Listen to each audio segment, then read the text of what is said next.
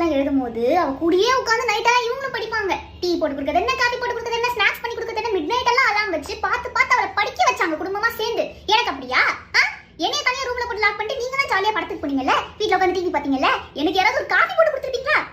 அவளுக்கு மட்டும் ஹீரோ பென்லாம் வாங்கி கொடுத்தீங்க பப்ளிக் எக்ஸாம் எழுத போறான்ட்டு. எனக்கு பண்ணல. பேசுவடி பேசுவ. அவ படிச்சு முடிச்சிட்டு உன்ன மாதிரி இல்ல, பேங்க் வேலைக்கு போயிட்டா. என் காலேஜ் ட்ராமால இருந்தே வெளியில வரல. போனா நான் வந்து லேட்டஸ்டா போனாலும் லேட்டா போய் ஒரு வேலையில சேருவேன். பெரியவ ரொம்ப அமைதி, இருக்கிற இடமே தெரியாதுல்ல. அம்மா அப்பாவை ஏத்தி ஒன்னே வருவாங்க போல. அதே பெரிய பிள்ளைங்க மட்டும் அமைதியான பிள்ளை, நல்ல பிள்ளை, சமத்தான பிள்ளை, தங்க கட்டி வயிறு குட்டின்னு சொல்லுவாங்க. ஆனா சின்ன பிள்ளைய பார்த்தா மட்டும் வாடு வாயாடி என்னென்னமோ சொல்றீங்க. என்ன பார்த்தா என்ன பரவ கச்சல அது பண்ணி மாதிரி தெரியுதா? ஓ, இவ சின்னவளா? ஹைட்டா இருந்தனால பெரியவன்னு நினைச்சிட்டேன். ஆமா, இது தென்னமரமாட்டம் வளர்ந்துக்கினே போகுது. பாட்டிலா காம்ப்ளான் குடிச்சோம், அவ ஹைட்டா வளராதுக்கு. காம்ப்ளானே குடிக்காம ஹைட்டா வளர்ந்தா நான் என்ன பண்ணுவேன்? சின்ன புள்ளைய கொஞ்ச நெஞ்ச பாடா படுத்துனாங்க.